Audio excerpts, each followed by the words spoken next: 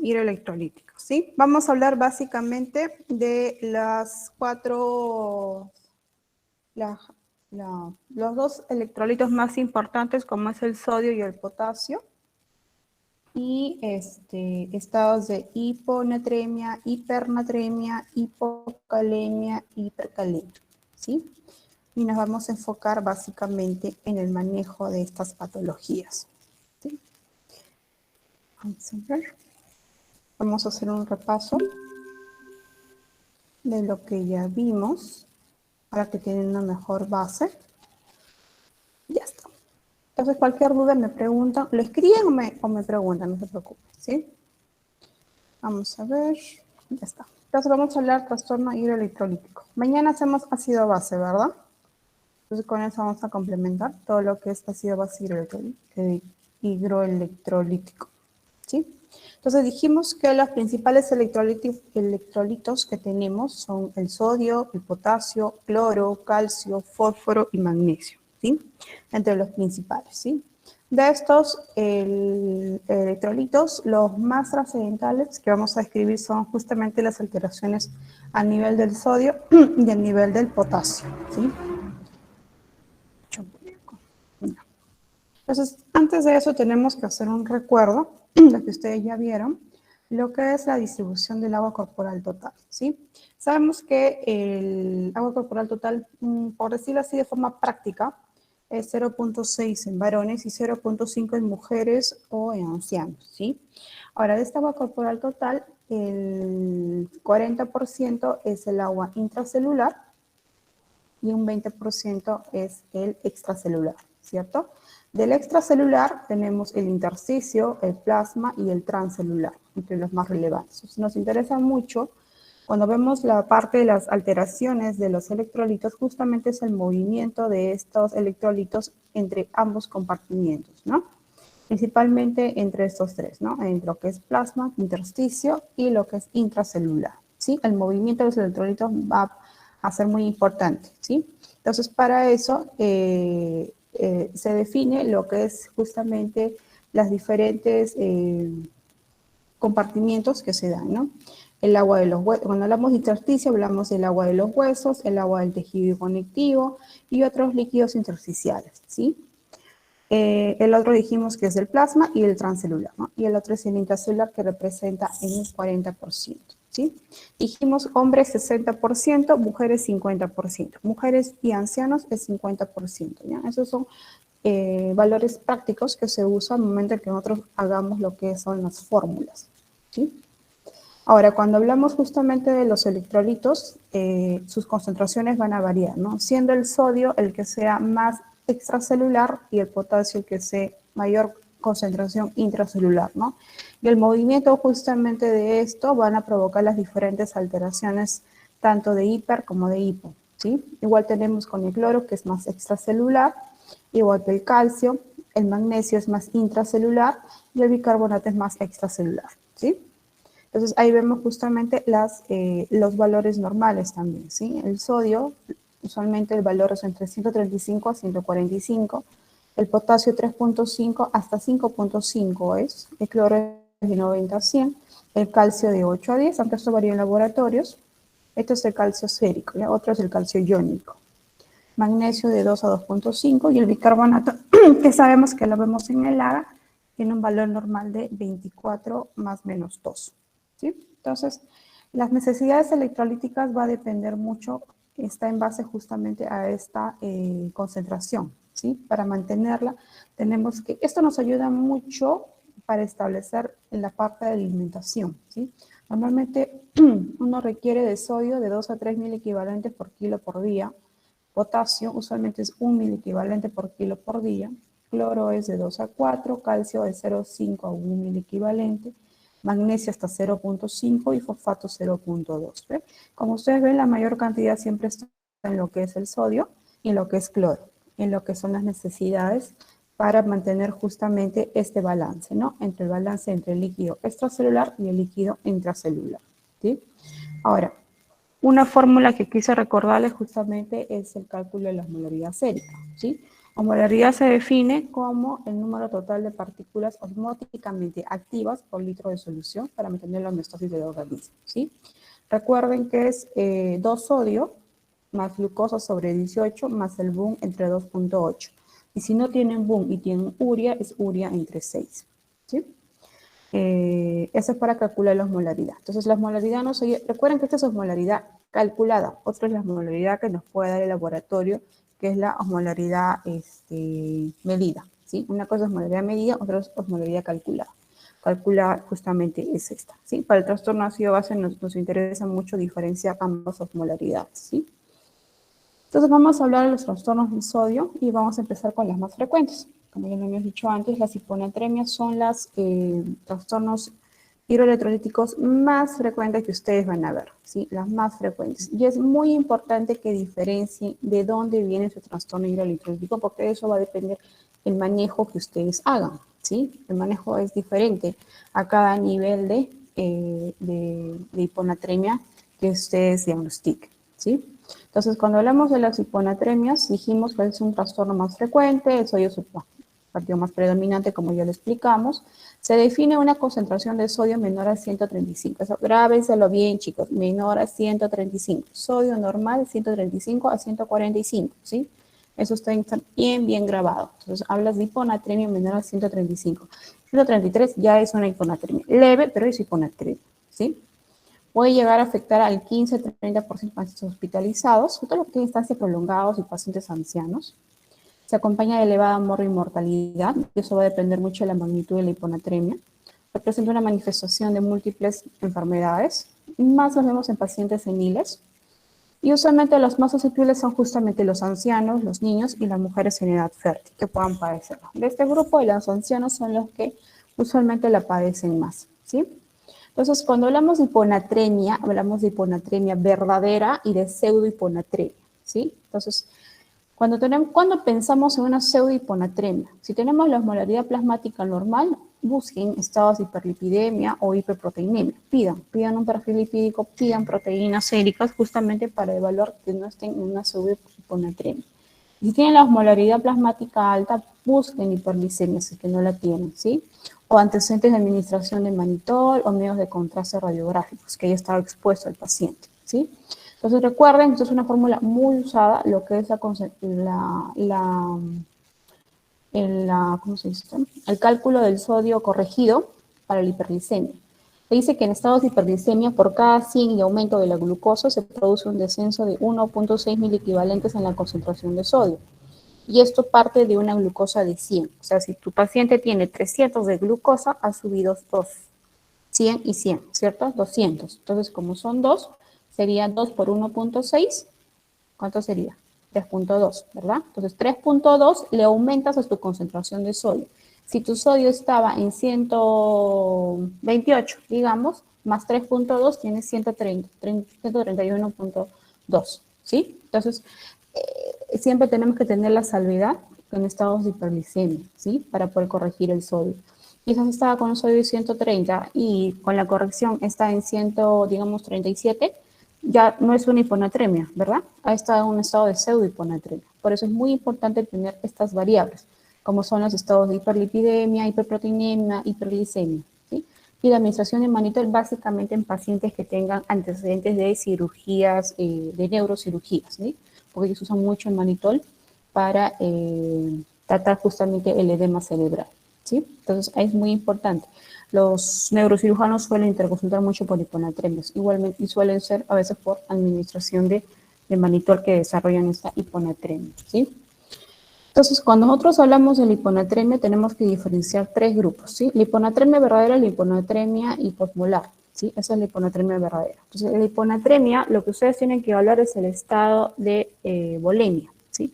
El estado de hidratación, ¿sí? Está en un estado hipovolémico, normovolémico o hipervolémico. ¿Cómo lo diferencian? Un estado hipovolémico es un paciente que puede tener rasgos de deshidratación, ¿sí? Por ejemplo, mucosas orales secas, conjuntivas, mucosas orales secas, ojos hundidos, que estén en oliguria, que haya entrado en oliguria por estado de deshidratación, no hay presencia de damas, piel seca, entonces ves, ¿no? Evalúas el estado general.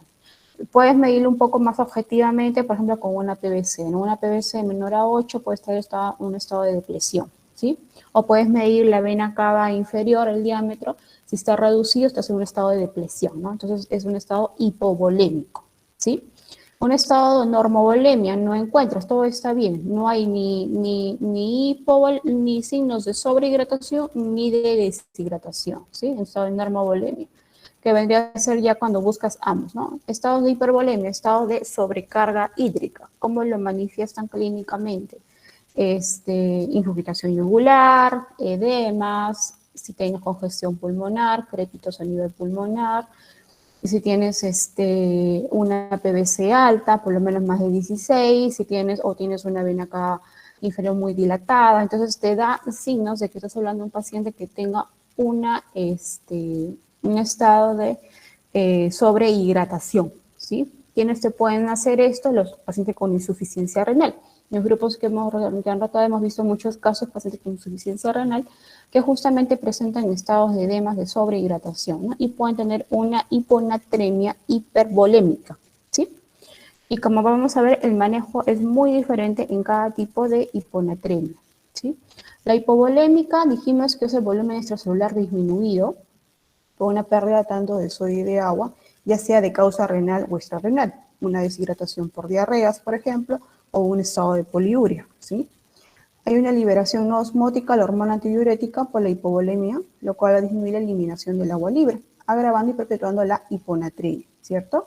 Y la mayoría de veces es fácil de diagnosticar con una buena anamnesis, justamente buscando pérdidas como vómitos, diarreas, quemaduras, sangrados, algo que justifique una pérdida, y justamente una exploración física, lo que dijimos, ¿no? Una exploración física que ustedes tienen que buscar de signos de deshidratación o de depresión de volumen, ¿sí? Entonces, cuando hablamos de hiponatremia hipovolémica, como bien acá les menciono, tenemos que ver si la pérdida es de causa renal o extrarrenal, ¿sí? Cuando hablamos de causa renal, pueden ser diuréticos, por ejemplo, pueden ser una nefropatía perdedora de sal, bicarbonaturia, cetonuria, diuresis osmótica o el síndrome de cerebro pierde sal, ¿no? Que es frecuente en los posoperados, los neuroquirúrgicos, ¿sí? En cambio, las pérdidas extrarrenales son fuera. Entonces, ¿quiénes tenemos? Las más comunes, vómitos y diarreas, ¿sí? Que te pueden provocar una hiponatremia hipovolémica, ¿sí? Cutáneo, quemaduras, tercer espacio, peritonitis, pancreatitis, abuso de laxantes. Conste que es una pérdida tanto de líquido como de sodio, ¿sí? Pierdes ambos. Por eso es que te llevas a una hiponatremia hipovolémica, ¿sí? Entonces, la norma volémica, dijimos aquí, el volumen extracelular está normal, ¿cierto? El sodio corporal también está normal. Aquí el sodio en orina no se ve alterado. Hay una ganancia neta de agua, habitualmente por un SIHAT, ¿no? El síndrome de secreción inadecuada de hormona antidiurética. Entonces, el SIHAT es un diagnóstico de exclusión. No tienes que descartar justamente que no tengas hipotiroidismo, insuficiencia suprarrenal, hipocortisolismo o causas fisiológicas de liberación osmótica de hormona antidiurética, como la ansiedad, dolor, náuseas, vómitos. Tú descartas todo esto y te quedas con un SIHAT justamente, como causa de una hiponatremia normovolémica, ¿sí? El SIHAT tiene criterios para poder diagnosticarlo, es una hiponatremia hiposmolar, un sodio menor a 135 y una molaridad menor a 280, estado de normovolemia. La osmolaridad urinaria está inapropiadamente elevada, mayor a 100 milimoles por kilo, y un sodio urinario que está inapropiadamente elevado, ¿no? Un sodio en orina mayor a 40 miliequivalentes.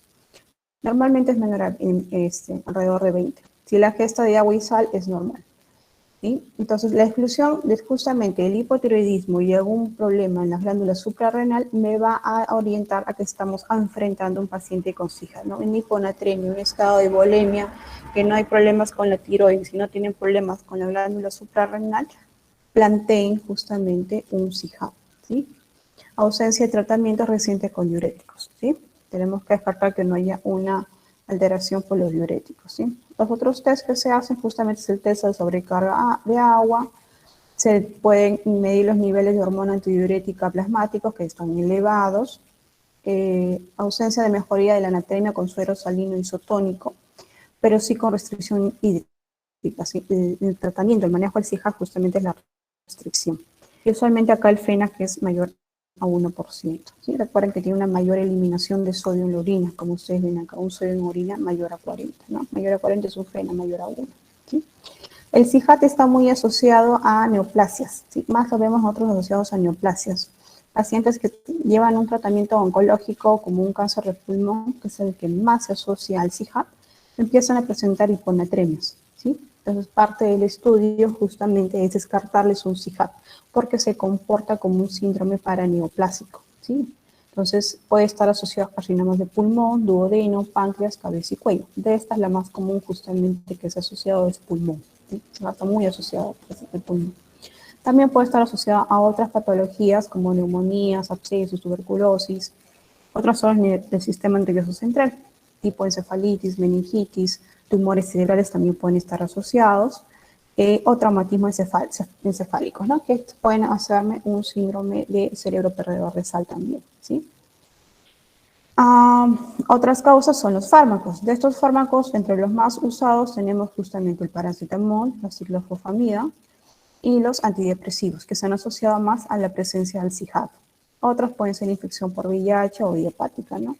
De lo que yo he visto en pacientes con CIJAD, la mayoría de los que hemos diagnosticado han sido asociados justamente a carcinomas de pulmón, una hiponatremia crónica asociada a carcinoma de pulmón, ¿sí? Es la más frecuente. Y en el tercer grupo, dijimos hipovolémicas, euvolémicas, hipervolémicas, ¿sí? En el tercer grupo son las que tienen el volumen extracelular aumentado, ¿no? Tenemos el sodio y el agua corporal total están aumentados, ¿no? Sobre todo el agua corporal total.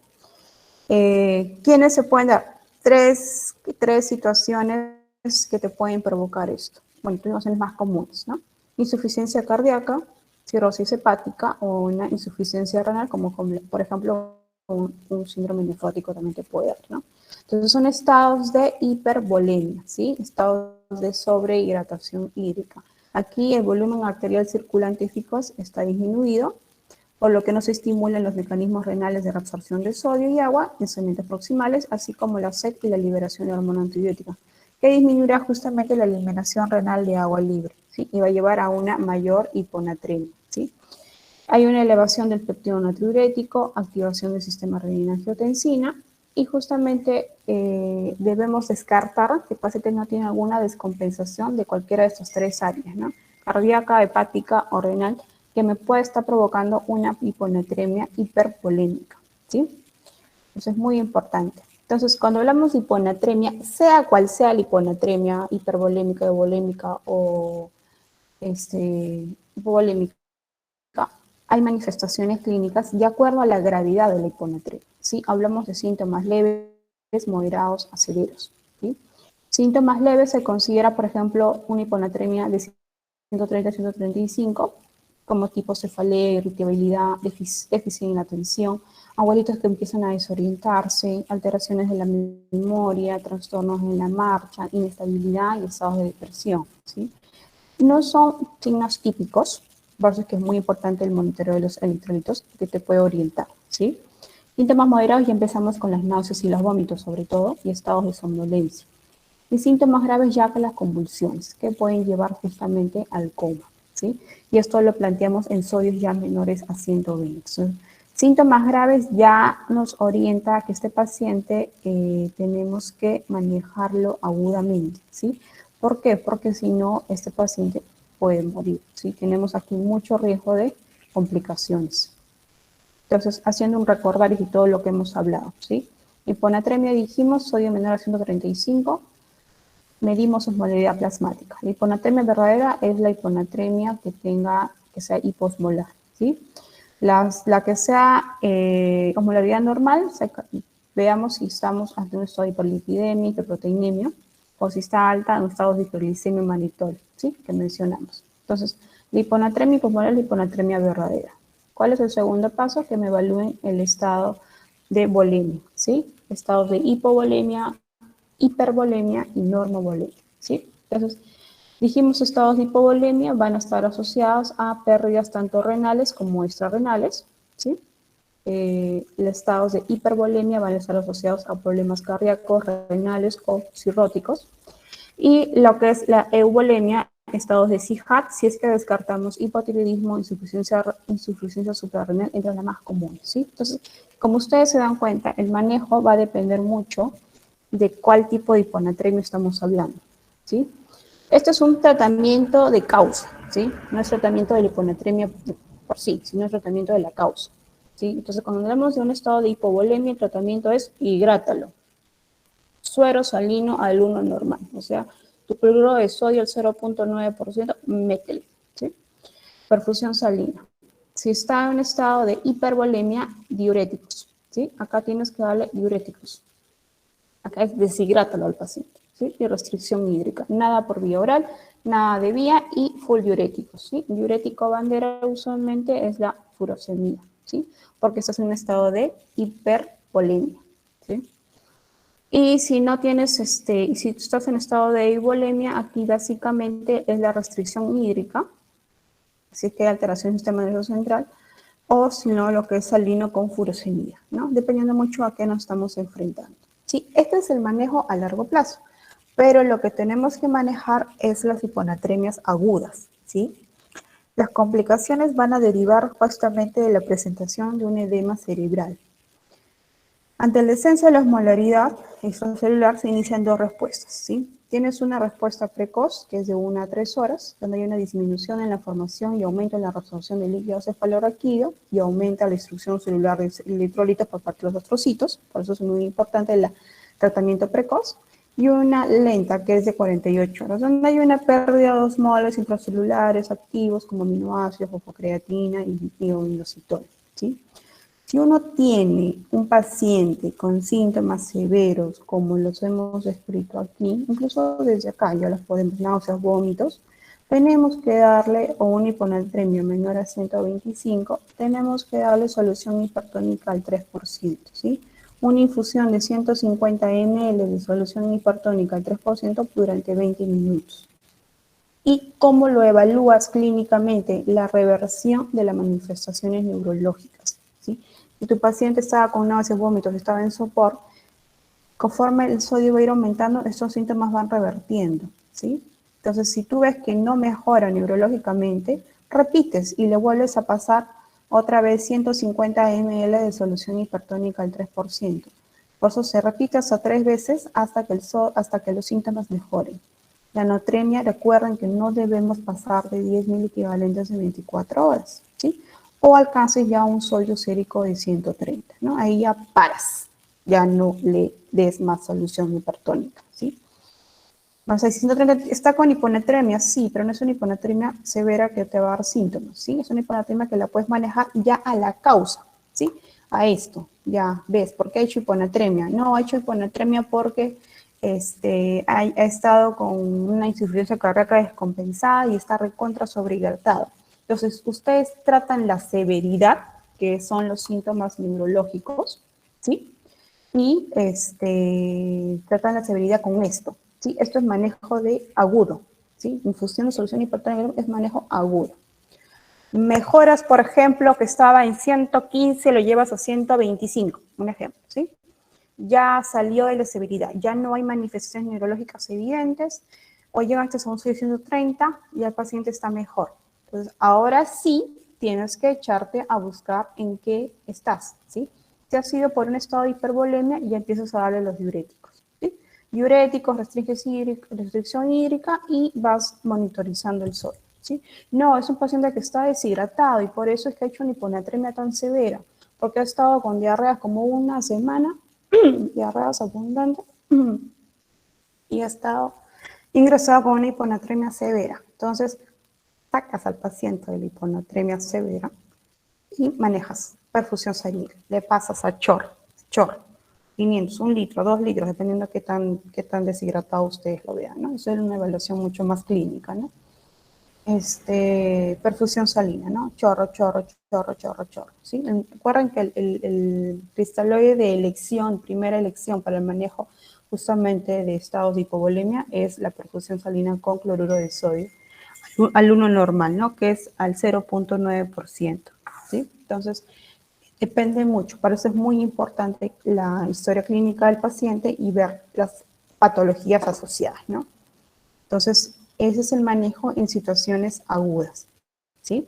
Esto de aquí es indistinto de cuánto pesa, de a cuánto quiero llevar el sodio, no, porque acá estamos hablando de situaciones agudas, ¿sí? Que el paciente que si tú no le das la solución hipertónica, se te muere, o sea, literal se te muere, ¿sí?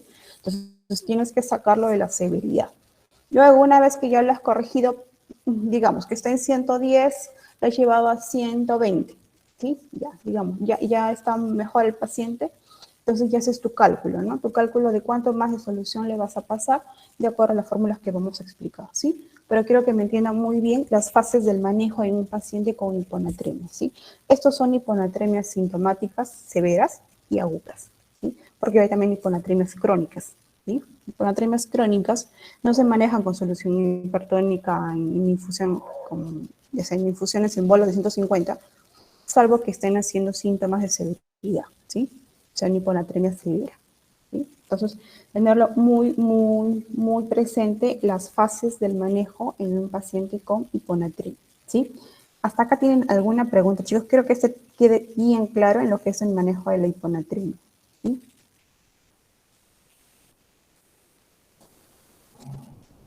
Ninguna pregunta. Muy bien. ¿O me entendieron o no me entendieron nada? Ya, entonces ustedes si sacan al paciente de la severidad, lo sacan con eso, infusión de solución hipertónica, ¿sí?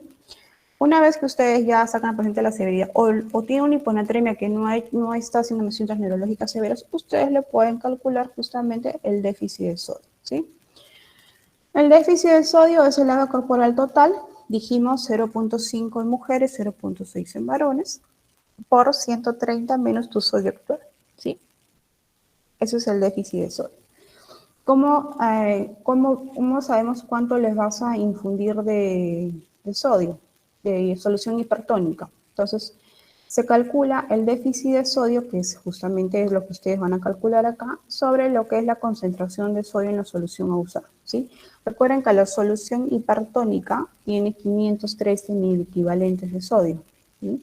La solución fisiológica, la que es del 0.9%, que es la solución al 1 normal, solo tiene 154 mil equivalentes, ¿sí? Entonces, esto no nos ayuda en estado de hiponatremia severa, ¿no? Necesitamos una solución al 3%, ¿sí? Que tiene 503. Entonces, con esta fórmula nosotros aplicamos y nos va a salir justamente cuánto de volumen debo de infundir para que logremos elevar a 130 el sodio, ¿sí? Esto va a variar. Si está en 118, yo lo quiero llevar solo a 125, solo voy a llevar 7 mil equivalentes, ¿cierto? Entonces solamente 7 por el agua corporal total. Va a depender mucho cuánto es lo que tú quieres elevar. Recuerden que hiponatremias agudas no más de 10 mil equivalentes en 24 horas y hiponatremias crónicas no más de 8 mil equivalentes en 24 horas, ¿sí?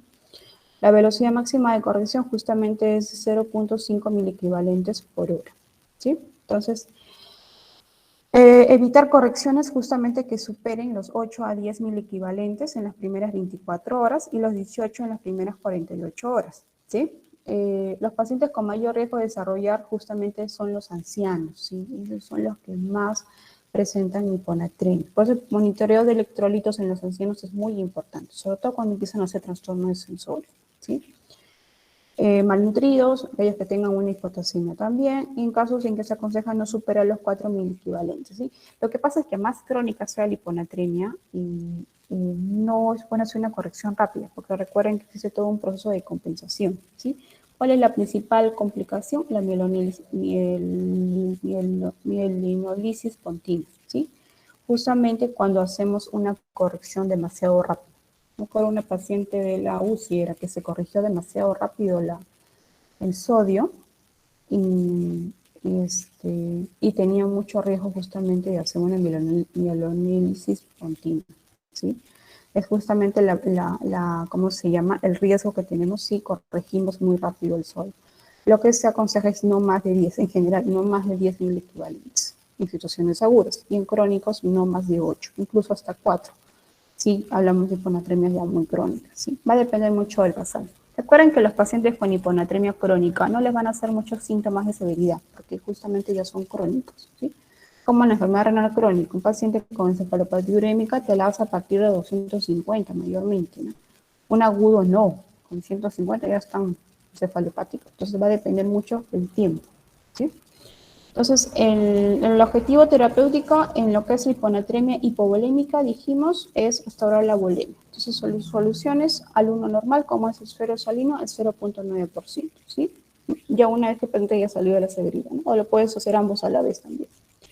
Tras la normalización del volumen, el paciente será capaz del exceso de líquido libre. En caso contrario, existirá una situación de sobreañadida y se tratará como una hiponatremia hipovolémica, ¿no? Ha pasado que pacientes ingresan con una hiponatremia hipovolémica, los tratas, ya los hidratas y todo, y siguen con hiponatremia. Ya no están en estado de hipovolemia, han estado en estado de hipovolemia y siguen, persisten con hiponatremia. Entonces ahí tenemos que buscar justamente causas de una hiponatremia euvolémica, ¿sí? Cuando dijimos hiponatremia euvolémica, acá tenemos que descartar justamente un CIJAR, va a depender mucho de la presentación clínica. Siempre que haya síntomas neurológicos lo manejas como una hiponatremia aguda, ¿sí? Una hiponatremia severa. Si no hay síntomas de severidad, un sodio, por ejemplo, en 128, no hay mayor sintomatología, te confirmas que es un CIJAR, restricción hídrica, ¿no? Y el aumento de aporte de sólidos, una dieta con sal, dieta hiperproteica, entre otros, ¿verdad?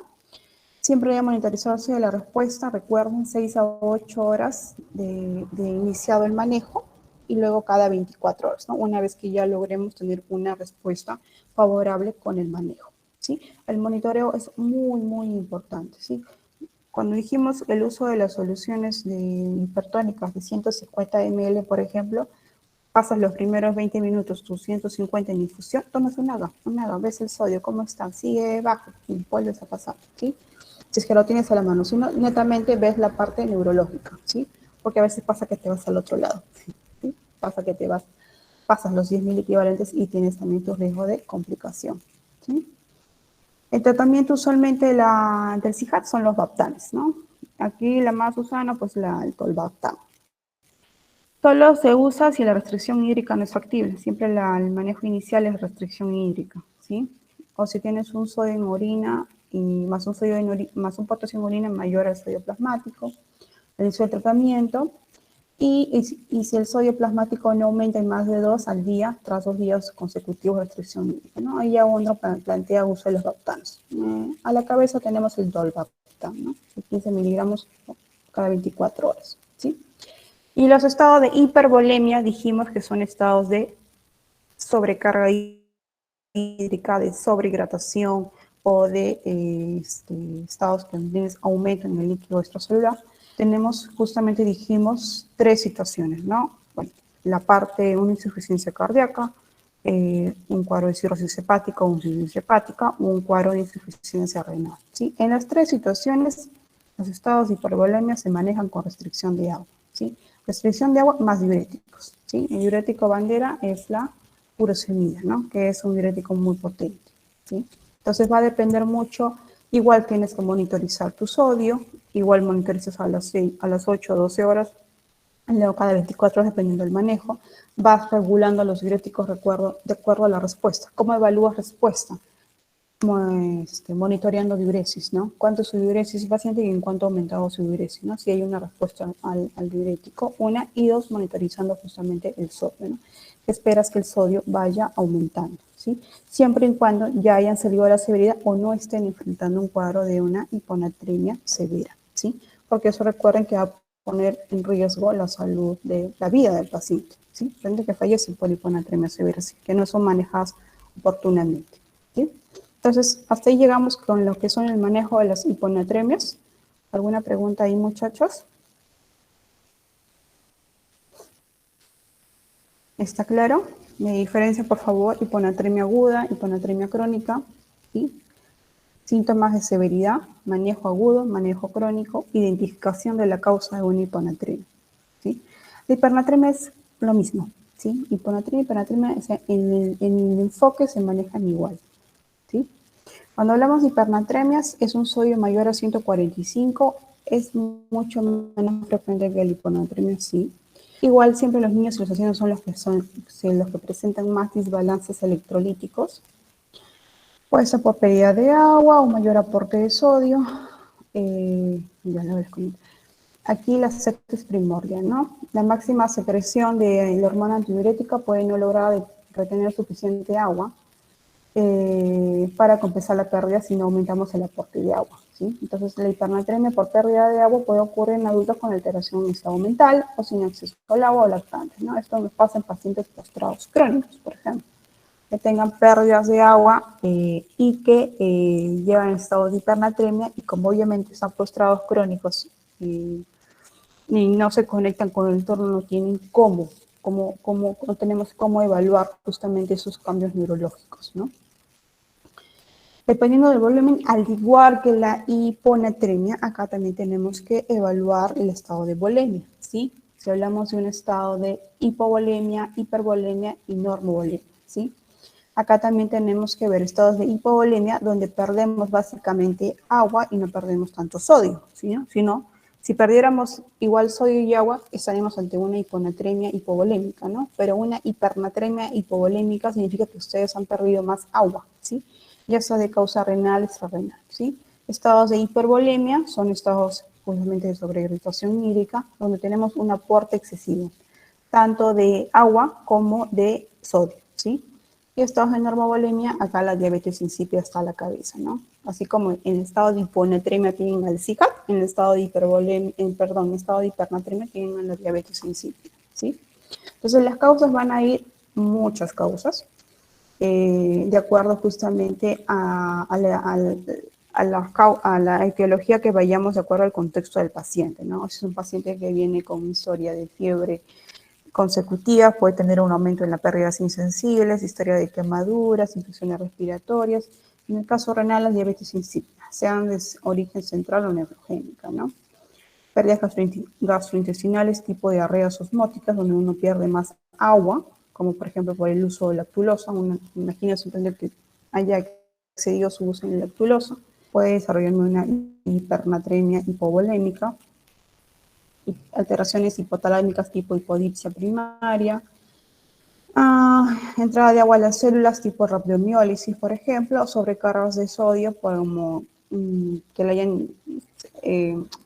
hayas administrado en exceso una solución hipertónica, ¿no? O bicarbonato de sodio. Por eso es que no se recomienda mucho el abuso del bicarbonato de sodio porque él tiene alta concentración de sodio y puede llevar a los estados de hipernatremia, ¿sí? Entonces, cuando hablamos de la hipernatremia, dijimos estados de volemia, ¿no? Una volemia baja, normal o elevada, ¿no? Entonces, un estado de volemia baja, acá significa que ha perdido más agua que sodio, ¿cierto? En un estado de volemia normal, hay pérdida de agua sin pérdida de sodio, por eso que ya es un estado de hipernatremia. Y en estado de volemia elevada, acá no hay pérdida de agua, no tenemos mucho agua y tenemos mucho sodio, ¿cierto? Entonces, cuando hablamos de estados de hipovolemia, tenemos que ver justamente, ¿no? Igual que la hiponatremia, si estamos en una causa renal o extrarrenal. Justamente nos ayuda el sodio en orina, ¿no? Cuando el sodio en orina está alto, piensas que sea de origen renal. Hipodiuréticos, diuresis osmótica, ¿no? Si tu sodio en orina es bajo, piensas que tu pérdida sea extrarrenal, tipo vómitos, diarrea, sudoración, ¿no? En caso de la euvolémica, una hipernatremia, acá tenemos la diabetes insípida, donde la osmolaridad urinaria es menor a 700 y estados de poliuria, y la hipodipsia, ¿sí? El paciente no toma líquido, ¿no? Y el estado de volemia elevado, un sodio en orina mayor a 100 usualmente, sobrecarga de sodio, un Cushing o un hiperaldosteronismo, ¿no? Sí, las causas son mucho más, ¿no? Que solo plantean algunas. Entonces, ¿cuáles son los síntomas de un estado de hipernatremia? Entonces, igual que la hiponatremia, acá nos interesa mucho el estado neurológico, ¿sí?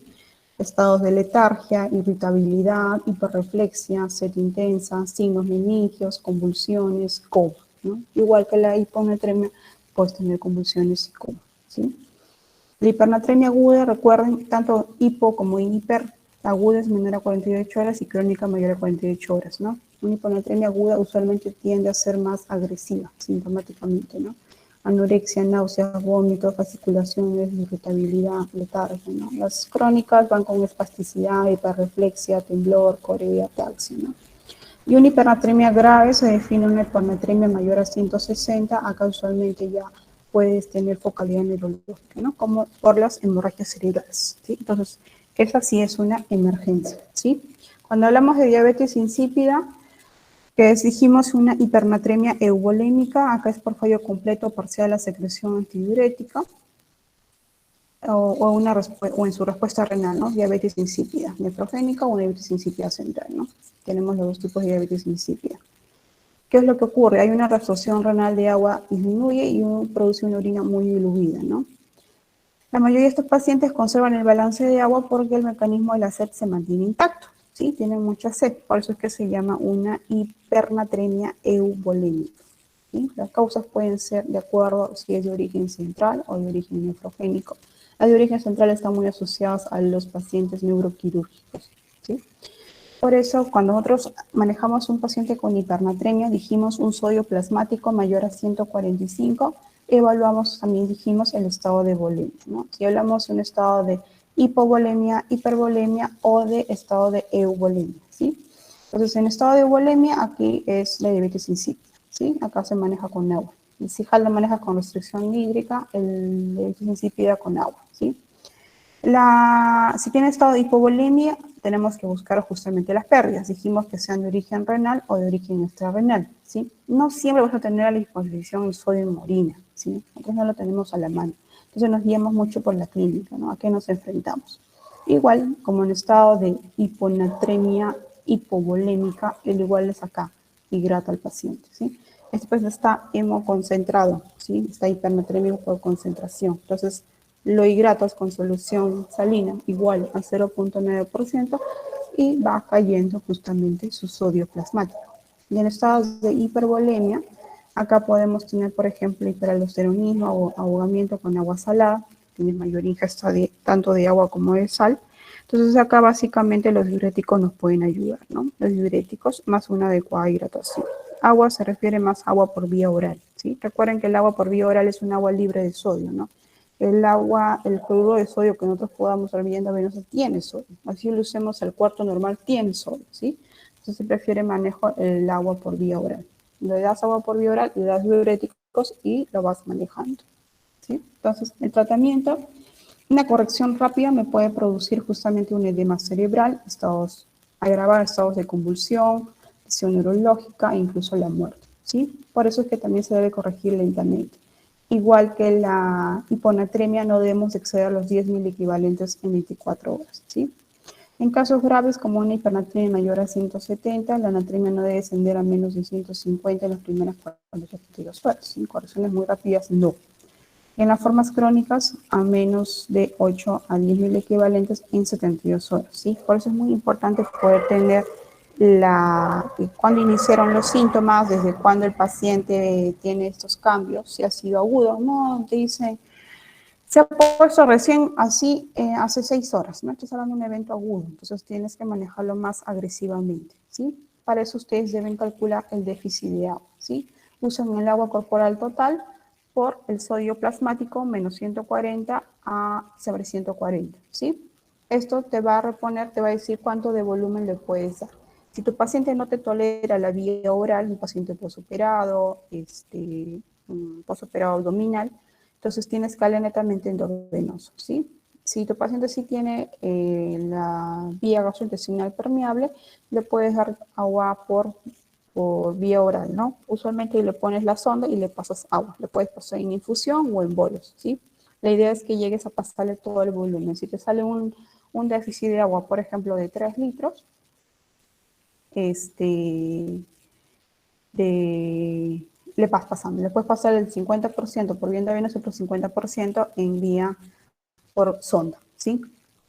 La hipernatremia con poliuria se repone con agua libre. La hipernatremia con oliguria se repone con suero salino o con suero hiposalino o salino, ¿sí? Recuerden, suero salino es el 0.9%, ese suero al 1 normal.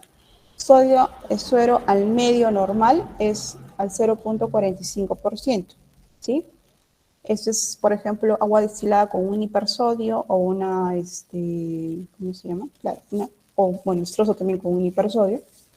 Y una solución al cuarto normal es una solución al 0.23% sería, ¿no? 23%.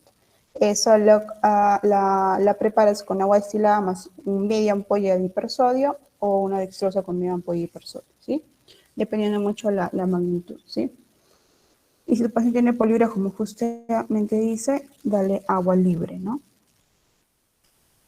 Entonces, agua natural, se prefiere el agua bioral, es el paciente que está consciente, o por sonda nasogástrica, ¿no? Por sonda nasogástrica nos va a permitir darles agua en mayor volumen, ¿sí? Y le puedes pasar por infusión, ¿sí? Solución salina al 0,45% normal, que es el medio normal. Hay pacientes en las que no podemos usar la vía oral, el uso de diuréticos. La diálisis, básicamente, si tienes un paciente con sobrecarga hídrica, la diálisis te va a ayudar a regular el sodio. Nosotros en la máquina de diálisis manejamos un sodio en 140, 142, 144, ¿no?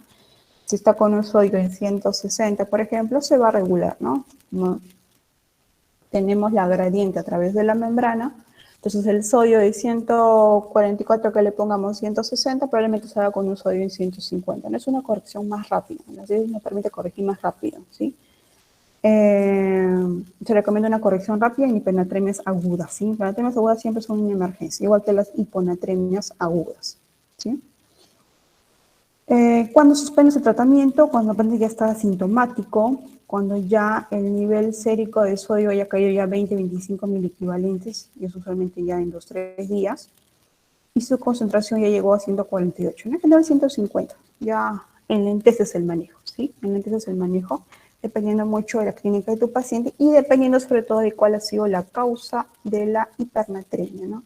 Cuando es una hipernatremia hipovolémica, que es por depresión, por ejemplo, diarrea osmótica, una buena hidratación y ¡pum! El sodio cae rápido, ¿sí? Monitorizas a las 8 horas, ya el sodio está cayendo. Estuvo en 155 y ya está en 150, ¿sí? Cae rápido, ¿sí? Y el paciente clínicamente también ya mejora su estado de volemia, ¿no? Ya pasó en estado de hipovolemia en estado de euvolemia, ¿sí? Y el sodio debe corregirse a valor normal, o sea, llegar a menos de 145, ¿sí? Pero ya no eres tan agresivo en el manejo, ¿no? Sino que ya lo haces más lentamente, para que evitemos las correcciones rápidas, ¿sí? Por eso es muy importante establecer, si estás ante un paciente que es agudo o crónico, es muy importante que establezcan en qué valor están arrancando. No es lo mismo arrancar en 155 que arrancar en 170, ¿no? Y lo otro muy importante es ver si tu paciente está haciendo síntomas neurológicos, ¿sí?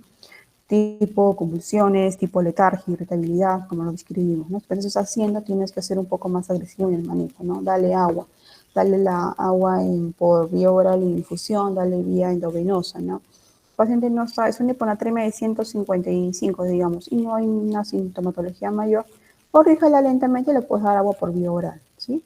Realmente es una hiponatremia crónica, dale agua por vía oral y vas monitorizando el sodio, ¿sí? Todo depende mucho cómo se presente clínicamente en su paciente, ¿sí? Por eso es muy importante que tengan los conceptos bien claros en el manejo, tanto de hiponatremias como de las hipernatremias, ¿no? Porque eso es lo que ustedes más van a ver, ¿sí? Eso tiene que estar muy claro. Las fórmulas son de apoyo, pueden tener una agendita usando sus fórmulas principales, pero el enfoque del paciente es lo más importante, ¿sí? No se olviden, en ambas ustedes tienen que buscarme estados de hipovolemia, euvolemia, hipervolemia, ¿no? ¿A qué se están enfrentando? ¿Sí? Para eso es muy importante la evaluación clínica y sobre todo los antecedentes del paciente, ¿no? Si te dicen, no, es que ya hace un mes hospitalizó por hiponatremia, un abuelito, ¿no? Ya es una hiponatremia crónica, ¿no? Entonces, es más frecuente ver hiponatremias que hipernatremias, efectivamente. ¿Sí? Hipernatremias más lo vemos en hospitalizados, ¿sí? O pacientes que tengan hipernatremias agudas, ¿no? Una hipernatremia crónica, la verdad que yo no he visto. No, más han sido agudas, ¿sí? Hiponatremia crónica sí es muy frecuente, más bien. Eso sí es mucho más frecuente. La diabetes insípida, que dijimos que es una hipernatremia euvolímica. Acá tenemos que ver el uso de una hormona antidiurética exógena tipo desmopresina, que es la más conocida.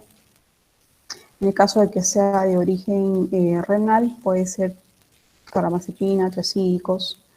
podemos ayudar con la restricción hídrica. Recuerden que en el CIHAT éramos restricción hídrica con uso de una dieta hipoproteica, acá hacemos una dieta hipoproteica, ¿sí? Son totalmente opuestos, ¿sí? Mantener una situación de depresión moderada con una dieta baja en sal y uso de tiazidas, ¿sí? Entonces, hasta ahí hemos visto lo que son trastornos del sodio, que son muy frecuentes, ¿sí? Y de estas dos, la que más tienen que dominar el manejo justamente y el enfoque, que es lo más importante, es en la hiponatremia, ¿sí? Que es lo que más vamos a ver, ¿sí? Justo en el grupo que hacíamos práctica, vimos un estado de hiponatremia, ¿sí? Una hiponatremia que no era severa, pero que estaba, ¿sí? Por eso es muy importante el enfoque del paciente. Ahora vamos a hablar del potasio, ¿sí?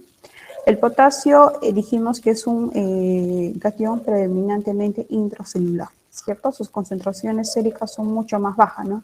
Comparamos al 135 del sodio al 3.5 del potasio, son dos valores completamente opuestos, ¿cierto? Entonces, su cation predominante intracelular es el potasio, ¿no? Su cation predominante extracelular justamente es el sodio, ¿sí? Por eso es que son los dos desórdenes que más frecuentes y que se estudian con más frecuencia, ¿no? Entonces, cuando hablamos de potasio, vamos a hablar primero de la hipercalemia, que es mucho más frecuente que la hipocalemia, ¿sí? Una hipercalemia se define como un potasio mayor a 5.5, ¿sí? Dijimos que es el principal cation intracelular que controla el volumen, osmolaridad y el potencial eléctrico de la célula, ¿no? Este es muy importante, el potencial eléctrico de la célula. De eso va a depender el manejo, ¿sí? Altísimo gradiente intra-extracelular se mantiene gracias a la bomba sodio-potasio ATPasa, que introduce 2 sodios de potasio y a la célula y saca los 3 iones de sodio, la famosa bomba, ¿cierto?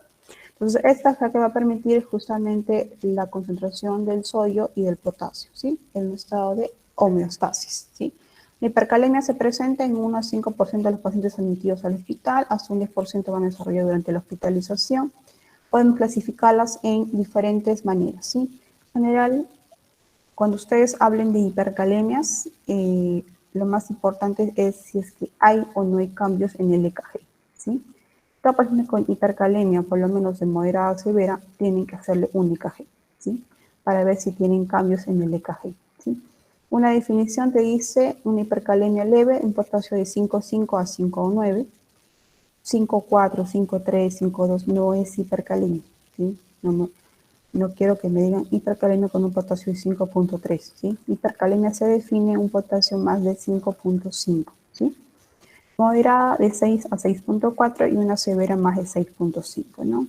Una forma más práctica, yo creo. No severa menor a 6.5 y severa más de 6.5, ¿no?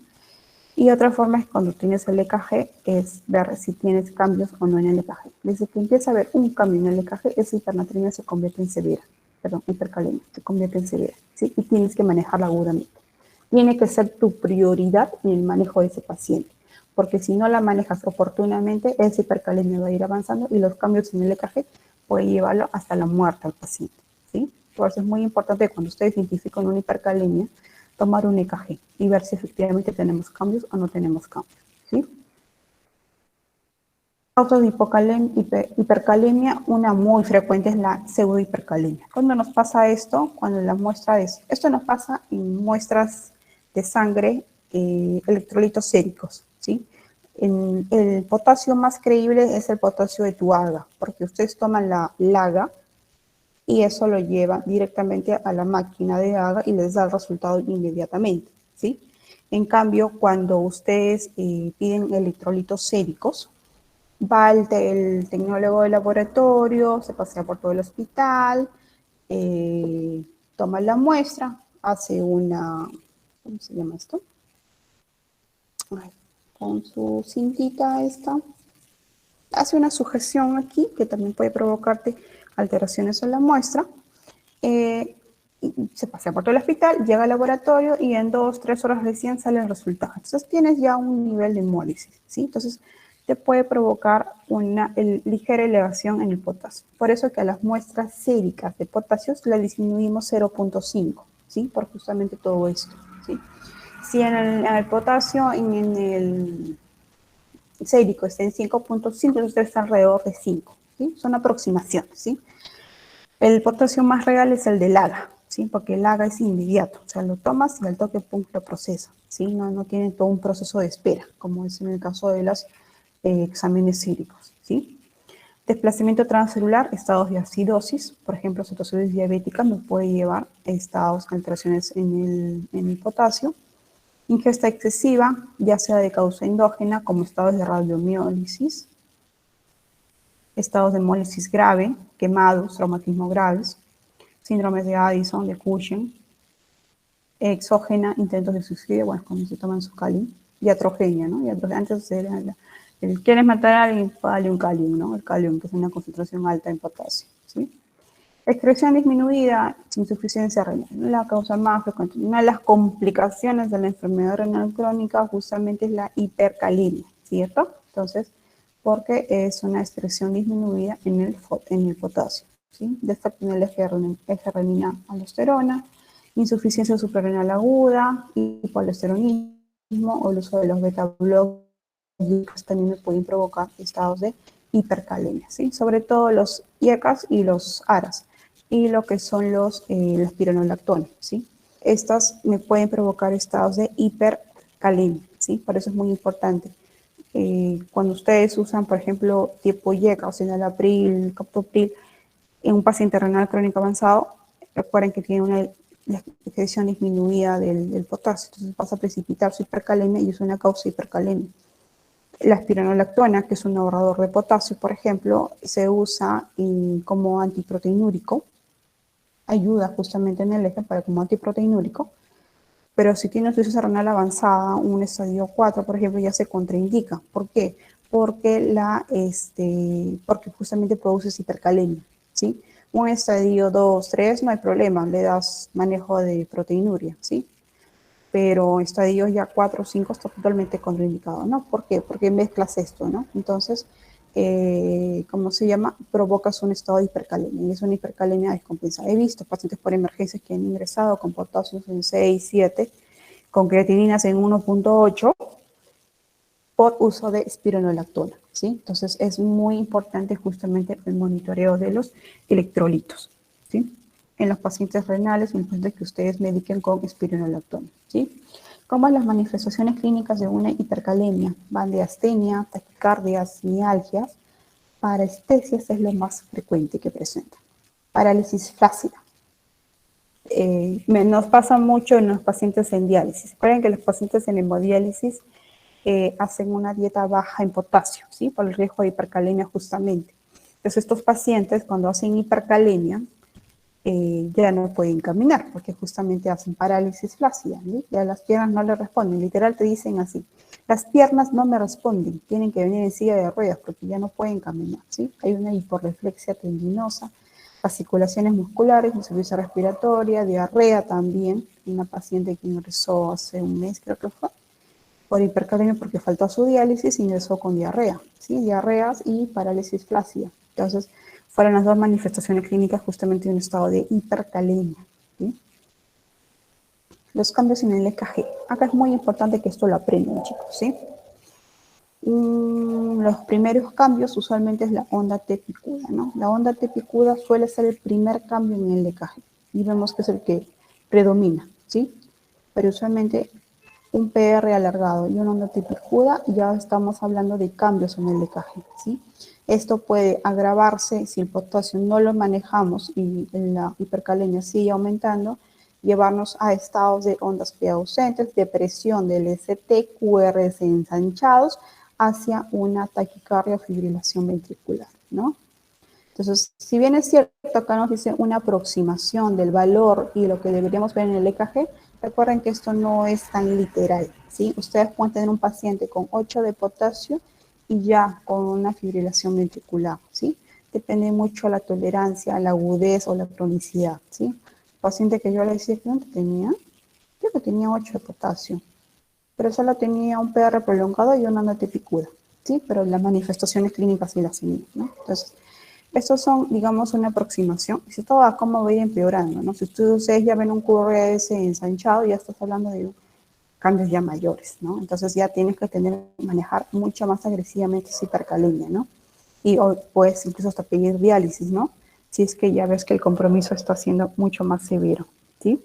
Entonces es muy importante que en pacientes con hipercalemia, mayormente un potasio más de 6.5, ya ustedes pidan un EKG, ¿sí? Pidan un EKG a la enfermera, a quien esté, señorita, por favor, un EKG a este paciente, ¿sí? Monitorícenlo, vean si hay bradicardia, vean si hay bloqueo AV de primer grado, si estamos en ritmo nodal o ya tienes un signo de taquicardia ventricular o fibrilación ventricular, ¿sí? Entonces esos son los cambios que tú puedes llegar justamente viendo el EKG, ¿sí? Por eso es muy importante el EKG en los pacientes con trastornos del potasio, más en las hipercalemias. En las hipocalemias también, como pueden ver acá, depresión del ST, onda T de baja amplitud, la onda U, que es la común aquí, mayor depresión del ST, acá no espera mucho, ¿no? No tenemos tanto techo como en la hipercalemia que vemos que podemos ir aumentando, en la hipocalemia no, ¿no? En la hipocalemia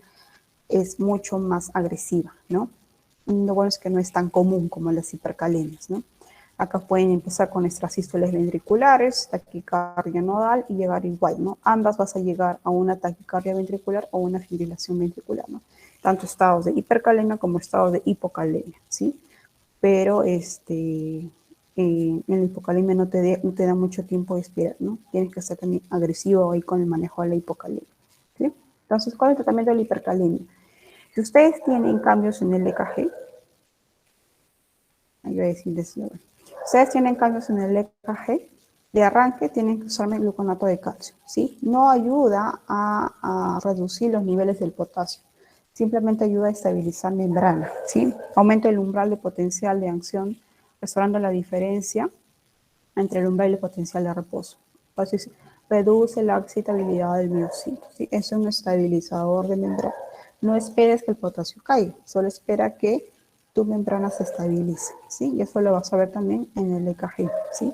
Entonces, si ustedes tienen un paciente con hipercalemia con cambios en el EKG, de arranque su gluconato de calcio, sus 2 ampollas endovenoso está, se lo das, ¿sí?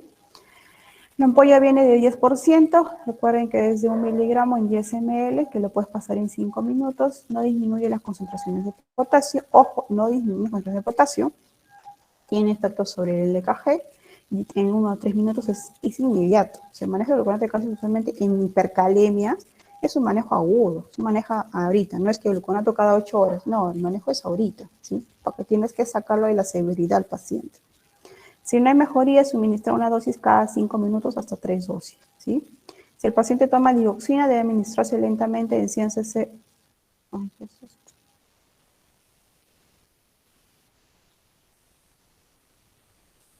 Vamos a ver, ya está. ¿Qué pasó? Ya está.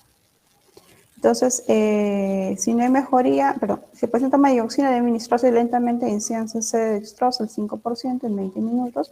Algunos prefieren esto, ¿sí? Infusión, ¿sí? Lo diluyes en dextrosa y lo vas pasando en 20 minutos. El gluconato de calcio se precipita en uso junto con bicarbonato de sodio, por eso es que no se mezcla, ¿sí? No los puedes dar juntos, ¿sí? Lo puedes dar en infusión o lo puedes dar en bolos, ¿sí? Y repites. El efecto del bicarbonato es inmediato, ¿sí? En unos 3 minutos tú ya tienes que ver cambios en el EKG, porque lo que buscas aquí es estabilizar membrana, ¿sí? Tienes que ver una mejoría en el EKG, ¿sí? Eso es importante. Eso es manejo agudo, así como en la hiponatremia dijimos, darle solución hipertónica al 3%, 150 m y se lo pasas en 20 minutos, eso es manejo agudo, ¿sí? Igual es con el gluconato de calcio cuando tú quieras manejarla agudamente al paciente, ¿no? Tiene un potasio en 7 con cambios en el EKG y ves que su hipercalemia no es de causa renal, sino es farmacológica, por ejemplo, lo manejas así, le das gluconato de calcio en bolos o lo puedes dar en infusión en destroza en 20 minutos, igual como en la solución hipertónica, ¿no? Y la vas pasando y vas monitorizando justamente el EKG y vas viendo si efectivamente logras revertir esos cambios en el EKG, a la vez que vas manejando los medicamentos que te van a reducir las concentraciones de potasio en el plasma, ¿sí? Como es la insulina, esa sí te va a reducir. Entonces acá usamos justamente la solución polarizante, ¿sí? La mezcla de insulina y glucosa va a activar la bomba sodio-potasio ATPasa, va a introducir justamente el potasio al compartimento intracelular. Por eso es que esta medida sí te va a reducir las concentraciones de potasio, ¿sí? Hay muchas formas en que puedas preparar la solución polarizante, ¿sí? Una de estas, por ejemplo, es el uso de insulina cristalina. 7 unidades más dextrosa al 33%, 7 ampollas, lo preparas y se los pasas en 1 hora, ¿sí? Es un ejemplo. Otros usan 5,5, otras usan dextrosa al 10%, 500 ml, y le echas 10 unidades de insulina y se lo pasas en 3, 4 horas, ¿no? Entonces son diferentes maneras de preparar la solución polarizante. También va a depender mucho de la agudeza, ¿no? Esto lo puedes pasar netamente en 1 hora. En 1 hora vas monitorizando si ya tu potasio va cayendo, ¿no? Otras son los beta-agonistas, tipo salbutamol, que va a aumentar los niveles intracelulares de la ¿cómo se llama? Cíclica. ¿Cómo se llama esto? Se me fue, chicos. AMP cíclico, que activa la bomba sodio-potasio ATPasa y el cotransportador sodio-potasio 2-cloro, ¿sí? Esto principalmente a nivel de hepatocitos y músculo esquelético. Entonces, estas medidas sí me van a reducir. Los beta-2 agonistas, usualmente el salbutamol deberíamos manejarlo endovenoso, idealmente, pero no lo tenemos, ¿sí? Entonces lo tenemos bien inhalatorio. Entonces puedes usar el salbutamol en inhalación, le puedes dejar 2, 3, 4 puffs cada 2 horas hasta que veas que el potasio vaya cayendo. Lo otro que también usamos antiguamente era el fenoterol, por ejemplo, que también es un beta-2 agonista que se lo hacen en nebulizaciones, ¿no? Nebulizaciones con fenoterol, 5 gotas en 5 cc, lo puedes dar cada 20 minutos, ¿no? Y vas monitorizando justamente tus niveles de potasio. Es un manejo, no es que solo doy uno, ustedes dan todo, ¿sí? Dan gluconato de calcio, dan solución polarizante, dan beta-2 agonistas, ¿sí? Los otros son los diuréticos, ¿sí? El diurético tiene un efecto en la excreción urinaria de potasio. Esto se indica mucho más en pacientes con síndrome con hipoaldosteronismo y baja secreción de potasio selectiva. Se recomienda usualmente combinar, ¿no? Diurético de ACE y tiacidas, ¿sí? Dependiendo mucho también a qué nos enfrentamos, ¿no? Recuerden que la furosemida, que es el diurético de asa bandera, viene de 20 miligramos, una ampolla de 2 mililitros. El efecto es inmediato, usualmente 15 minutos y te dura unas 4 o 6 horas, ¿no? Va a depender mucho de la respuesta y la función renal adecuada. ¿Cómo sé que responde que el paciente esté miccionando más? No es un diurético, ¿no? Si no micciona más, no está respondiendo al diurético, ¿no? Eso nos puede pasar en pacientes con insuficiencia renal que estén, o en estados de una hipoperfusión muy marcada, hipoperfusión renal, que no van a responderme al diurético, ¿sí? Entonces, nos ayuda mucho también el diurético. Y usualmente lo que más usamos es la furosemida. Los puedes dar en bolo, por ejemplo, 2 ampollas en bolo, y los puedes repetir a las 4 horas, dependiendo mucho qué tanta es la respuesta de tu hipercalemia. Y en pacientes que tengan oliguria, por ejemplo, asociada a una hipercalemia, lo puedes usar en infusión. 10 ampollas en 100 cc y lo pasas a 10 cc hora, ¿sí? Entonces son dosis que podemos manejar diurético dependiendo mucho del contexto clínico del paciente, ¿sí? Otras son las reacciones de intercambio iónico, esas sí no las tenemos a la mano, tipo el sulfonato sódico de poliestireno, que esa de aquí se usa por vía oral, para el tracto gastrointestinal, aumenta la excreción de potasio, tiene un efecto mucho más lento, ¿no? Usualmente ya entre las 12 y 24 horas puedes ver un efecto con este tipo de resinas, ¿sí? Y si tienes una hipercalemia refractaria a tratamiento, planteas la diálisis, ¿sí? La diálisis es muy efectiva removiendo el potasio, ¿sí? Una sesión promedio de 3-5 horas te remueve de 40 a 120 milimoles de potasio. Usualmente en la primera hora ya estamos eliminando potasio, ¿sí? Ya logramos sacarlo de la severidad al paciente, ¿sí? La mayor reducción se logra a las 3 horas, o sea, una diálisis completa, ¿sí? Pero en la primera hora ya hay respuesta, ¿sí? ¿En quienes plantean diálisis? Justamente en pacientes que no te respondan al manejo médico. Ustedes le han dado todo lo que hemos descrito anteriormente y aún así el potasio sigue alto, sigue con cambios en el EKG, interconsulta nefrología y pides diálisis, ¿sí? ¿En quiénes te puede pasar esto? En pacientes que tengan, por ejemplo, un shock séptico, que están haciendo un estado de hipoperfusión generalizada, hacen estados de oliguria. Entonces le das diuréticos, no responde, entonces empiezan a hacer hipercalemia, ¿no? Le das manejo, no responde, mientras que no orine no va a responder. tipo insulina, tipo los beta-2 agonistas, que lo que hacen es meter el sodio intracelular, el estado de acidemia lo empeora y aumenta la hipercalemia. Entonces son muchos factores ahí que llevan justamente a que el paciente tenga que tener diálisis. Ahora, si tienen un paciente en emergencia, eso me pasó hace poco, paciente en emergencia que sea renal crónico, que reciba diálisis y esté cursando con una hipercalemia, ustedes le pueden dar manejo médico en primera instancia, pero aquí pues, tiene que sí o sí dializar, ¿sí? Sí o sí. ¿A qué voy? No, que vamos a darle manejo médico a ver si responde y si no responde llevamos al nefrólogo. No. Todo paciente que reciba diálisis y que esté con hipercalemia, le inicia el manejo médico y automáticamente llevan al nefrólogo para que le programe su diálisis, ¿no? Hasta que entra a diálisis, manejo médico, ¿sí? Le ponen su gluconato de calcio, le ponen su bomba, le ponen diurético si es que inyecciona, le dan su manejo inicial hasta que dialice, ¿sí? Si es un paciente que no es renal crónico y que está con hipercalemia, tipo farmacológico o un paciente séptico, por ejemplo, que tiene una complicación, pueden plantear manejo médico, ¿sí? Pueden plantear manejo médico y ver si responde o no responde, ¿sí? Entonces, necesito que me diferencien eso también, contextos. Contexto de un paciente agudo, contexto de un paciente crónico, contexto de una falla renal aguda, paciente que es por medicamentos. Por medicamentos lo hemos visto muy frecuente, por uso de los YECAS y ARAS y por el uso de espironolactona en renales crónicos, ¿sí? Entonces, que no es un estadio 5. Un estadio 5 yo no le voy a esperar a ver si responde la hipercalemia. No, el estadio 5, como hemos visto, es una complicación de la enfermedad renal crónica, es la hipercalemia. Entonces yo no voy a esperar, ¿no? Si yo ya sé que es un paciente de estadio 5 que tiene complicaciones de la enfermedad, tengo que dializarlo, ¿sí? Hagan ustedes plan de trabajo, interconsulta, nefrología. ¿Para qué? Para pedir diálisis, ¿sí? Si es un paciente que ingresa por una hipercalemia por farmacológica, con digamos una creatinina en 1.5, yo no voy a pedir mi plan de trabajo primera opción, interconsulta, nefrología pidiendo diálisis, ¿no? Sino que voy a hacer todo el manejo, ¿no?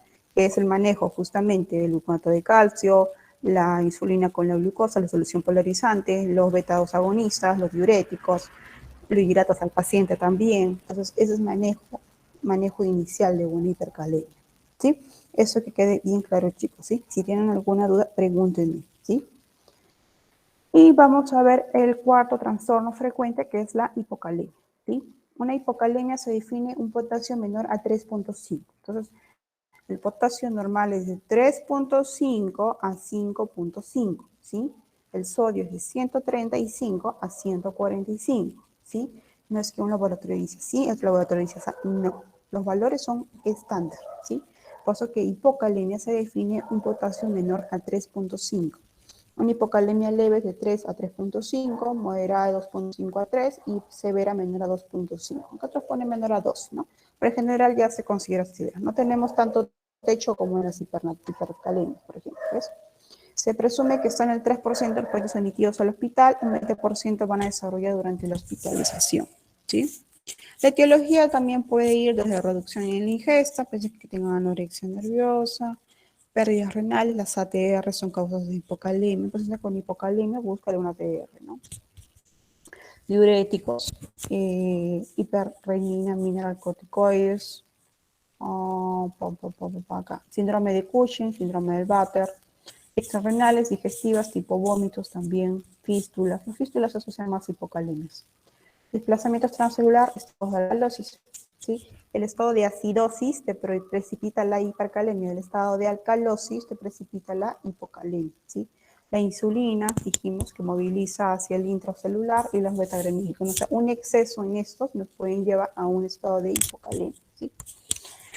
Y está aquí, ¿no? En parte de lo que son las fístulas, también están las personas que tienen ileostomías o colostomías, también pueden hacer hipocalemia, ¿sí? En ellos los vemos más frecuentes, ¿sí? Entonces los síntomas pueden ir, si los enfocamos en estos tres grupos, neuromusculares, debilidad muscular, mialgias, radiomiólisis con fracaso renal agudo y con hipopotasemia grave, o sea, lleva estados de radiomiólisis, atrofia muscular en estados crónicos a nivel del sistema nervioso central, igual que ¿cómo se llama? Como las natremias, disnatremias, tenemos mucho componente de letargia, irritabilidad, encefalopatía. A nivel metabólico, intolerancia a los hidratos de carbono, pues justamente una inhibición de la secreción de insulina, y alcalosis metabólica, ¿no? Que está muy asociada a la hipocalemia, ¿sí? Los cambios en el EKG no son tantos, vemos un aplanamiento de la onda T.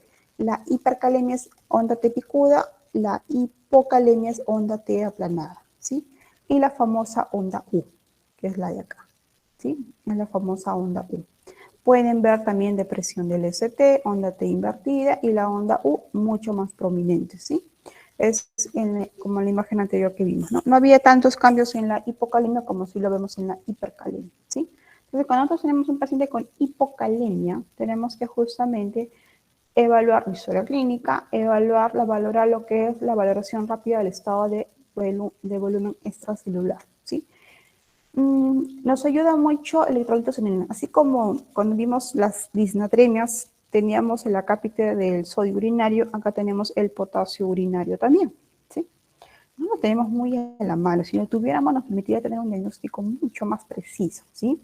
Con el potasio urinario, si este potasio urinario está disminuido, entonces tú piensas que tu pérdida sea de causa extrarrenal, ¿sí? Como por ejemplo vómitos, diuréticos, aporte de potasio insuficiente o pérdidas, ya sea por paso del potasio a la célula, tipo alcalosis, insulina, ¿no? Lo que manejabas para la hipercalemia te puede llevar a una hipocalemia, como ustedes ven, ¿verdad?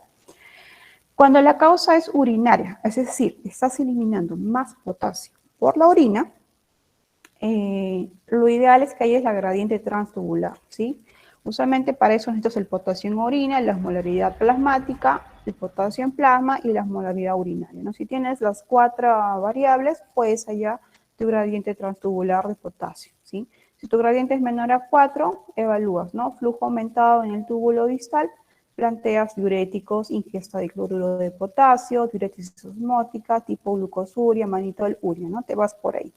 Si es mayor a 7, evalúas el volumen extracelular, ¿sí? Si está normal, o sea, estás en un estado de euvolemia, tienes que ver si hay hipertensión arterial. Si la tienes y tienes tu renina alta, planteas una hipertensión arterial maligna, una enfermedad renovascular o un tumor secreto de renina, ¿no? Si tienes hipertensión con una renina baja, evalúa tu aldosterona. Si tu aldosterona está suprimida, estás en un síndrome de Liddle, que es más común, o tienes una intoxicación por anfotericina B, también hemos visto. O si tu aldosterona está elevada, puede estar ante un cuadro de un hiperaldosteronismo primario, ¿sí? Ahora, si tu BEC está bajo, o sea, estás en un estado de hipovolemia, tienes que evaluar justamente los genes en orina, ¿sí? Tipo cloro, sodio, ¿cómo es la digamos, no? Si tu sodio en orina, tu cloro está bajo, piensas más que sea por la causa de los vómitos, ¿no? Recuerden, cuando uno vomita muy frecuente, lo que tú pierdes justamente es el ácido clorhídrico, ¿sí? Recuerden que el ácido clorhídrico es lo que tenemos en el estómago. Entonces, si pierdes mucho cloro, y pierdes mucho ácido, ¿sí? Y si tu sodio en orina está disminuido, piensas en las diarreas, ¿sí? Si ambos están normal o aumentados, aquí piensas más en diuréticos, estados de hipomagnesemia, ¿sí? Es muy importante dosar magnesio en estados de hipocalemia, ¿sí? Porque la hipoglucemia puede precipitar justamente estados de hipocalemia. O piensas un síndrome de Barth, ¿sí? Entonces, es un poco engorroso este gráfico. Lamentablemente no tenemos todo a la mano. En poco hemos podido solicitar eso porque eso lo hacen de manera particular. No lo tenemos en el hospital. Y hemos podido llegar a un diagnóstico, ¿no? Todo, pudiendo dosar todo, ¿no? Pero es muy interesante cómo se hace el enfoque en base a varios factores, ¿sí? Me parece muy completo esto, pero lamentablemente a veces no lo podemos aplicar a todos los pacientes, ¿no? Porque en momento no tenemos el sodio urinario, ¿no? El potasio urinario. Entonces, lo sacamos más por clínica, antecedentes, evolución del paciente, ¿sí? ¿Cómo es el manejo de una hipocalemia? Entonces tenemos que ver qué grado, ¿no? Leve, moderado, severo. Determinar el estado clínico, qué síntomas hace el paciente. Podemos plantear una dieta rica en potasio y hipocalemias crónicas, por ejemplo. La fruta de elección para estados de hipocalemia justamente es el plátano, ¿no? y los cítricos tipo naranja, ¿no? Son los que más potasio tienen y son los que más le restringimos a los pacientes en diálisis, ¿no? No pueden consumir potasio. Y lo otro es que le des cloruro de potasio intravenoso, ¿no? El famoso calium, ¿sí? ¿Cómo calculamos? Tu potasio ideal menos tu potasio real por el agua corporal total te va a dar los miliequivalentes de potasio que tienes que infundirle, ¿sí? Entonces, si te sale, por ejemplo, 20 miliequivalentes, una ampolla trae 20 miliequivalentes, perdón, si te sale 60 miliequivalentes, tienes que infundirle 3 ampollas, ¿sí? Recuerden que la hipocalemia, la infusión de calium se hace por vía endovenosa, ¿sí? La corrección usualmente es de 0.6 a 1 miliequivalente por kilo por dosis. Vía oral sí puede hacerlo mucho más. La idea es que aumenten 1 miliequivalente por litro, habrá que administrar 100 a 200 miliequivalentes de potasio. Imagínense, si está en 2, yo lo quiero llevar a 3, tendría que administrar 5 ampollas de calio, ¿sí? Usualmente se administra 20 equivalentes por hora, es decir, una ampolla por hora. Si ustedes van a pasar 2 ampollas, o sea, una infusión, 2 calium en infusión, tienen que pasarlo en 2 horas, ¿sí? No más de 200 mil equivalentes en 24 horas, ¿sí? Usualmente la hipocalemia la manejas con retos, se llaman retos de potasio, ¿sí? Manejas 2 ampollas, lo preparas en 100, si lo pasas en infusión, te lo pasas en 1 o 2 horas, dependiendo justamente de lo que estés administrando. A las 2 monitoreas el potasio, a las 2 horas, 4 horas puedes volver a administrar retos de potasio, ¿sí? Dependiendo mucho qué tan grave sea tu hipocalemia, ¿sí? A la par le puedes dar igual potasio en tu suero salino, pero el manejo agudo se hace con retos de potasio, ¿sí? 20 milivalentes por hora, ¿sí? Es lo que usualmente utilizamos para poder sacarlos de la severidad al paciente, ¿no? Es muy raro ver hipocalemias muy severas, de verdad, muy raro. Pero sí, las hipocalemias las manejamos mucho con retos, ¿no? 2, 3, 4, 5 retos de potasio, ¿sí? Idealmente deberíamos usar vía central, ¿sí? Porque el potasio por vía periférica es muy, ¿cómo se diría? Es lesivo, es irritante, ¿sí? Es irritante. Por eso se prefiere por vía central. Muy bien, ¿preguntas, chicos? ¿Quedó claro lo que es el manejo de los diferentes balances electrolíticos? Tratado de hacerlo lo más gráfico posible para que me puedan responder en la práctica sobre todo.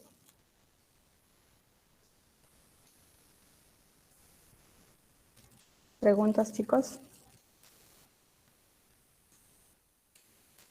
Doctora, buenas tardes. En el caso de que al corregir el sodio dando, ah, bueno, al corregir me paso del valor normal, ¿qué se podría hacer? Tienes que bajarlo. No, por eso es muy importante el monitoreo constante, ¿sí? Si tú te sobrepasaste que te sobrepasaste, por ejemplo, que ya vas, por ejemplo, 12, no puede pasarte, sé que calculaste, estás con tu solución hipertónica, tomas el potasio control a las 6, 8 horas y te pasaste los 10 mil equivalentes, suspende la solución hipertónica, ¿sí? Suspendes y sigues monitorizando, ¿sí? Le puedes pasar volumen si gustas, o una solución al medio normal, bajo normal, si quieres hidratarlo un poco más, ¿no? Dependiendo mucho de cuál también sea la causa, ¿no? Pero como que necesitas el manejo. Una vez pasó un paciente, se lo llevaron 20, no, 16, no, 20, 16 mil equivalentes subió en 24 horas. Una barbaridad fue eso. Gracias a Dios, el paciente no hizo complicaciones, ¿no? Pero justamente porque no hubo un monitoreo. Siempre el manejo de las natremias, el monitoreo tiene que ser constante. O sea, pacientes, cuando tú das solución hipertónica, no lo das por 24 horas mayormente, ¿no? Lo das por 4, 6, 8 horas y monitorizas el sodio, ¿no? Justamente para poder ver. Si es una hiponatremia crónica, solamente quieres subir 5 miliequivalentes, entonces ahí sí, si te sale, por ejemplo, 300 ml de solución hipertónica, lo divides entre 24 y le pasas una bomba de difusión, ¿no? Entonces, es una dosis bien chiquita, ¿no? Pero cuando son solamente hiponatremias que quieres subir, quedarte los 10 miliequivalentes, te sale 700, 800 de solución hipertónica, es bastante. Entonces ahí sí es preferible que lo monitorices, ¿no? A las 4 horas saca tu sodio control, ¿no? A las 6 horas saca tu sodio control, ¿no? A las 12 horas saca, ¿no? Para que justamente no llegues a sobrepasarte, ¿no? Ya estás llegando a la meta y te faltan más, pero llegas a la meta, ya suspende la solución hipertónica, ¿no? Y esperas, ¿sí? Por eso es muy importante el monitoreo. Sí sería negligente que lo dejes con solución hipertónica y no lo monitorices. Eso sí es negligente, porque tú sabes que te puedes ir al otro lado y se puede complicar tu paciente.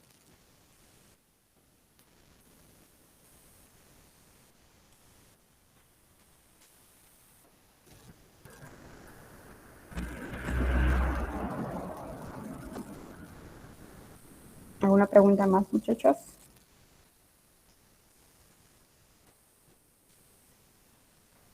¿Se entendió? Ah, ¿No se entendió? doctora, ¿en qué caso se pide la muestra de sangre de electrolitos séricos? ¿Cómo Porque en qué casos? mencionaste, o sea, que se podía dar, pero hay casos en los cuales aumenta el potasio y hay que disminuirlo 0,5. Claro, si tú tienes, por ejemplo, hay veces que me han llamado de consulta por una hipercalemia, ¿no? De 5.5. Pero eso es sérico, entonces ¿cómo le haga? ¿No? Le haga te dar un potasio real si efectivamente tienes o no, ¿no? En esos, o sea, si tú tienes una sospecha de hipercalemia, es preferible que sea una muestra de agua, ¿sí? No una muestra sérica, porque justamente por todo lo que les expliqué, ¿no? El sodio sí es igual en ambos, incluso prefiero el sérico antes que el agua todavía, ¿sí? Pero es igual en ambos, con eso no hay problema. Lo que sí es más rápido monitorizar, o sea, cuando tú quieres monitorizar electrolitos, lo más rápido es AGA, porque tú lo sacas y al toque lo procesas. Si pides sérico, tienes que esperar, ¿no? Que hagan todo el proceso, ¿sí? Entonces, cuando es monitoreo, es mejor con AGA, electrolitos en AGA, ¿sí? Pero el sérico es más para monitoreos crónicos, ¿no?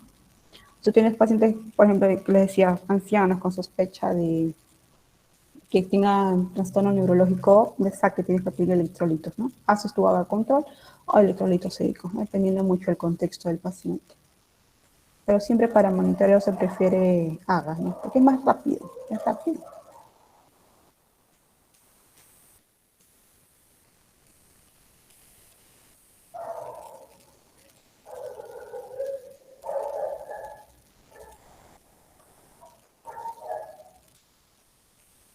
¿Alguna pregunta más?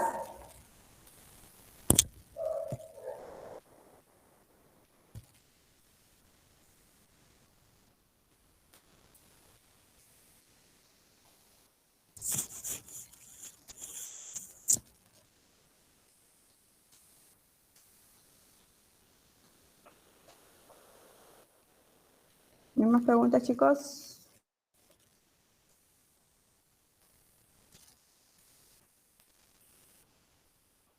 Seguro que ni están presentes. Bueno, ahora esta vez no voy a llamar listo, ¿ya? Ya, chicos, entonces hasta acá llegamos. Nos vemos mañana. Ahorita. El grupo de las chicas, ¿no? El grupo de dinamita son.